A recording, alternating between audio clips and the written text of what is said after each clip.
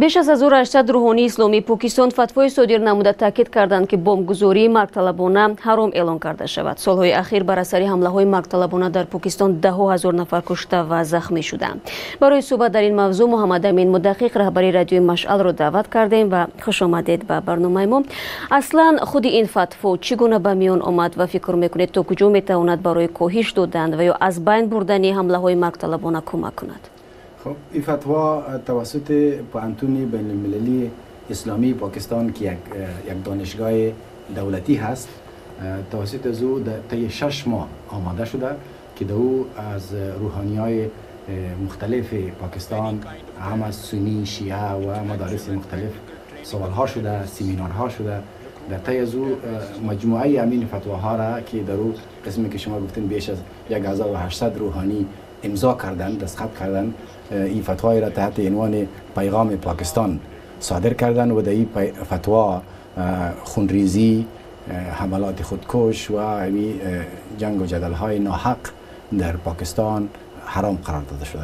این فتوا به نسبت فتواهای دیگر فرقش این است که خود حکومت و دولت پاکستان از این حمایت میکنه و چنانچه رونمایی کتاب در دفتر پرزیدنت پاکستان ممنون حسین در اونجا اجرا شد و مقامات ارشد حکومتی هم در اونجا حضور داشتند. اون ملاهایی که مخالفی ارزش‌های غربی هستند و از طالبان و گروه‌های افراطی پشتیبانی میکنند تا کدام حد این فتوا را دستگیری کردند؟ به نظر من اینجا ارزش‌های غربی هم مطرح نیست. در پاکستان متاسفانه امی طرفداری از این دو قطب مطرح است.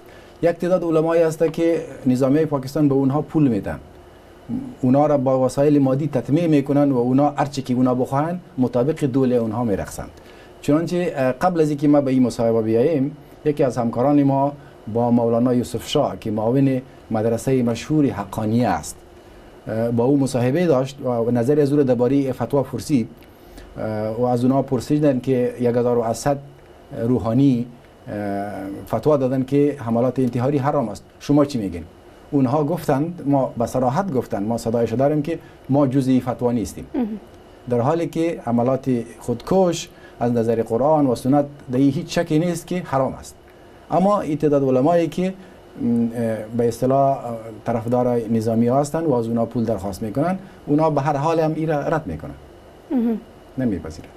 خب ببینید در داخل و خارج حکومت پاکستان به آن متهم می شود که از افراطگرایان پشتیبانی می کند و از سرمایه گذاران آن پشتیبانی می کند و به این خاطر حتی امریکا نیز سرمایه گذاری و مبلغ گذاری خود را متوقف کرد.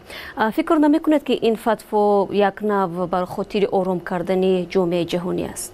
به نظر من این هنوز هم تلاش های حکومت مسلم لیگ است که رهبرش نواز شریف است تا بتانه جناح نظامی ها را ضعیف بسازه و همی پاکستان را از شر تروریسم و نجات بده. هر قدری که پاکستان آرام میشه، هر قدری که پاکستان قانونمند میشه و هر قدری که جنگ و تروریسم از پاکستان دور میشه، نظامی های پاکستان ضعیف میشه. سپاس فراوان برای اینکه به سوالهای ما پاسخ دادید و خاطررسان میشیم که در مهمانی ما رهبر رادیوی مشعل محمد امین مدقق بودند. روز شما خوش باشه. سپاس شما.